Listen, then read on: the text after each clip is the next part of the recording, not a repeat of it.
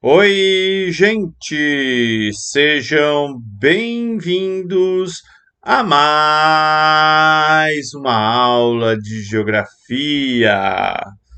Ontem eu disse que tinha acabado, né, a série de aulas sobre geomorfologia. E de certa forma, né, acabou as aulas sobre geomorfologia, porém, tem um capítulo especial sobre geomorfologia do Brasil. E hoje a gente vai falar sobre esses gigantes da geomorfologia brasileira, né? Eu até me coloquei aqui, ó, pequenininho, porque eu sou só um professor, né? E esses três que vocês estão vendo aqui são criadores, produtores de conhecimento sobre a geomorfologia do Brasil. Haroldo de Azevedo, aqui do lado esquerdo, Aziz Absaber, no meio, e professor Jurandir Ross, do lado direito, né? Então vamos lá. Esses três professores eles fazem parte aí da história da geomorfologia do Brasil, né? São três grandes geógrafos que estudaram, né, a fundo aí as características geológicas e geomorfológicas do país. O primeiro deles é Haroldo de Azevedo, né? Como vocês podem ver, né, o Haroldo de Azevedo tem uma pinta aí, tem uma cara de ter sido meio mala, né? Ele foi autor, né, de um dos primeiros livros, ou do primeiro livro didático de geografia em português, feito aqui no Brasil, produzido por um brasileiro. E o interessante dele, né, para a geomorfologia, ele também foi um dos primeiros professores de geografia da USP. Ele era filho de uma família cheia da grana, né? Ele era quatrocentão, paulista, filho de cafeicultores, mas o negócio dele era geografia. E dentro da geografia, né, o Haroldo de Azevedo ele vai construir o primeiro mapa geomorfológico, né, sobre o relevo brasileiro, que é esse mapa aqui que vocês estão vendo, né? O mapa do professor Haroldo, ele vai dividir o território brasileiro em planícies e planaltos. Ele vai fazer esse mapa na década de 40, né? Então, o que se conhecia do território brasileiro era muito pouco, não tinha satélite, né? Mesmo fotografia aérea não era algo tão acessível e tão fácil de se obter. O grosso aí da geografia era feita no lombo de cavalo, no lombo de mula, canoinha, nos rios, né? E ele vai dividir o território brasileiro em planícies e planaltos, e de uma maneira bem simplesinha aí, ele vai chamar, né, de planície tudo aquilo que é menor do que 200 metros de altitude em relação ao nível do mar, e de planalto, né, aquilo que está superior a 200 metros acima do nível do mar, tá? Então aqui, ó, mapa do professor Haroldo, né, divide o território brasileiro em 8 unidades de relevo. Depois, na década de 60, vem o professor Aziz Absaber, o vovô da geografia.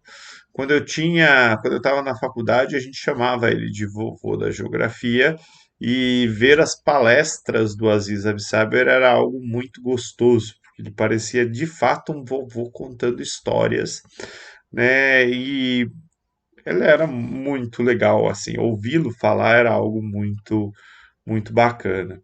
O Aziz é o único geógrafo que eu conheço que virou desenho animado, né?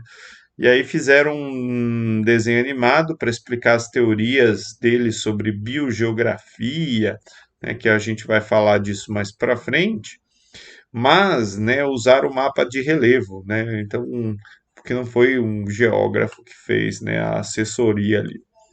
De qualquer forma, né, Aziz Absaber ele também fez um mapa sobre o relevo brasileiro, e aí ele vai dividir o território também em planícies e planaltos, porém, ó, com mais unidades de relevo. Ele criou 2 unidades a mais em relação, né, ao mapa do professor Haroldo de Azevedo.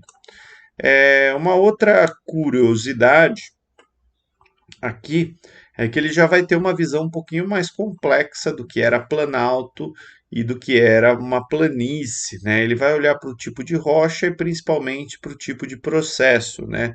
Então, no planalto predomina a erosão e na planície predomina a sedimentação.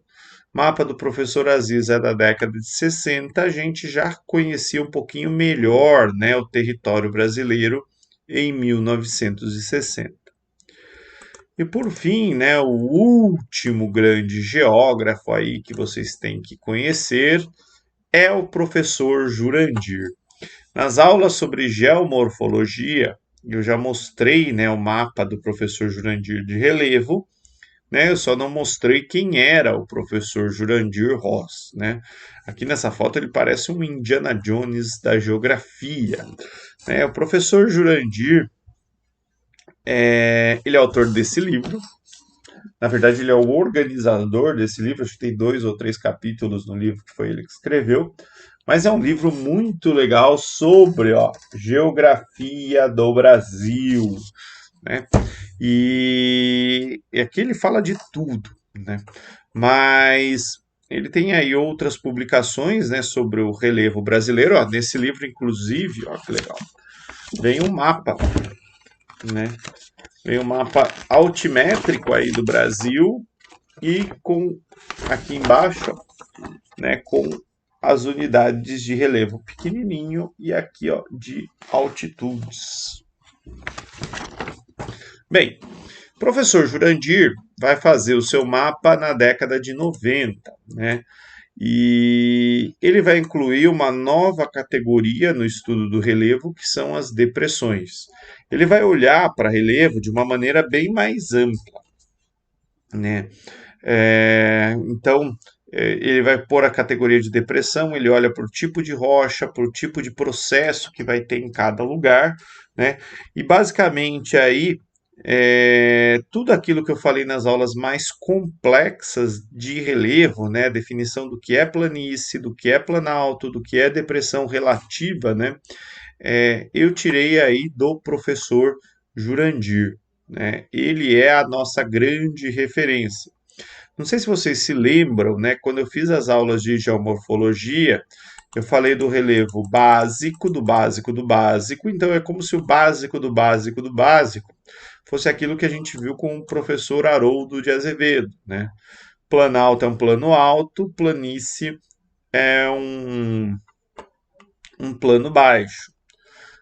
Com o professor Aziz, né, a gente viu o básico do relevo, a gente diferenciou aí as formações, olhou para processo, erosão, sedimentação. Com o professor Jurandir, a gente vai olhar para a altitude, vai olhar para a erosão e sedimentação, vai olhar para o tipo de rocha que vai predominar em cada lugar, né? Então ele vai trazer aí uma análise, né, muito mais ampla, muito mais completa sobre o relevo brasileiro. Ele é a nossa grande referência e nas aulas, né, de formações de relevo eu marquei ali as planícies, as depressões, os planaltos que são importantes. Então, se você não assistiu essas aulas, assista-as. Por fim, isso aqui é um mapa, né, de hypsometria do Brasil, ou seja, ele está mostrando as altitudes aqui no território brasileiro. Percebam ó, que nosso território tem poucos lugares com mais de 1.200 metros de altitude.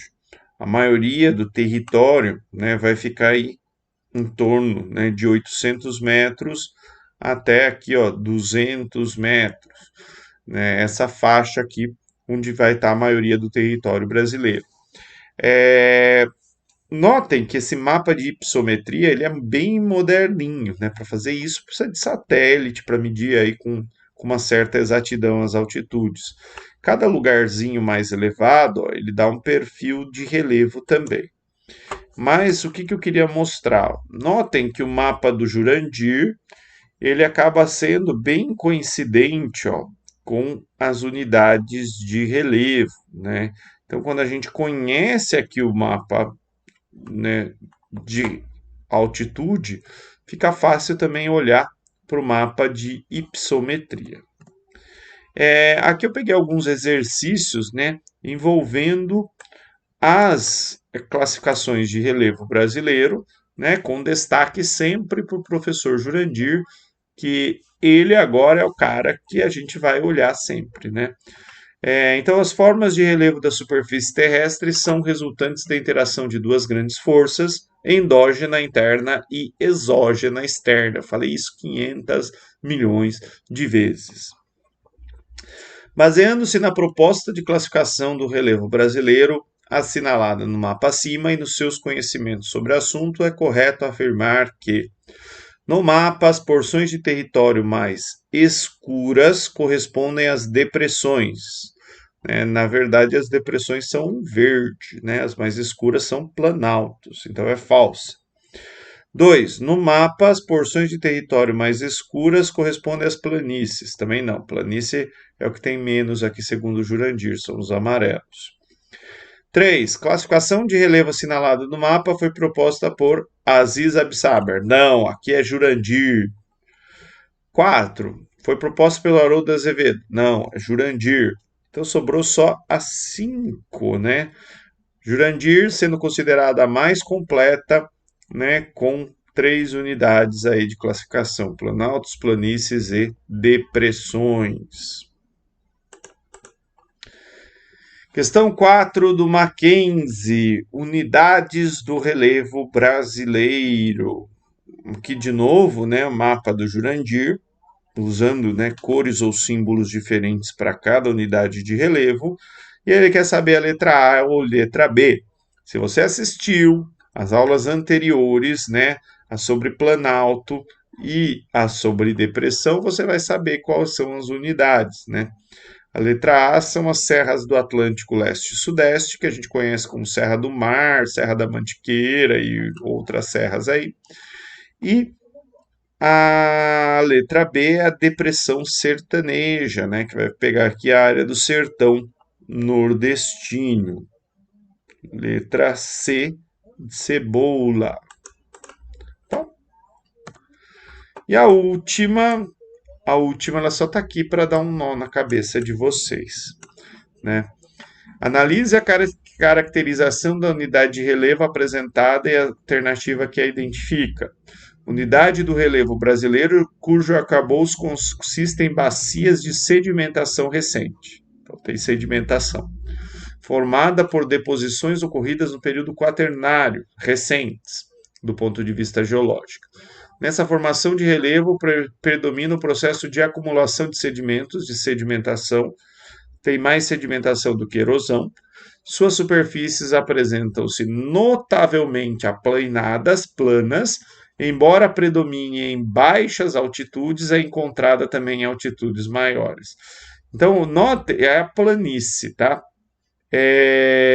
Não, professor, minha planície não é baixo? Não necessariamente, né? Você pode ter planícies a altitudes maiores, desde que tenha ali rochas sedimentares, tenha mais sedimentação do que erosão. Tá?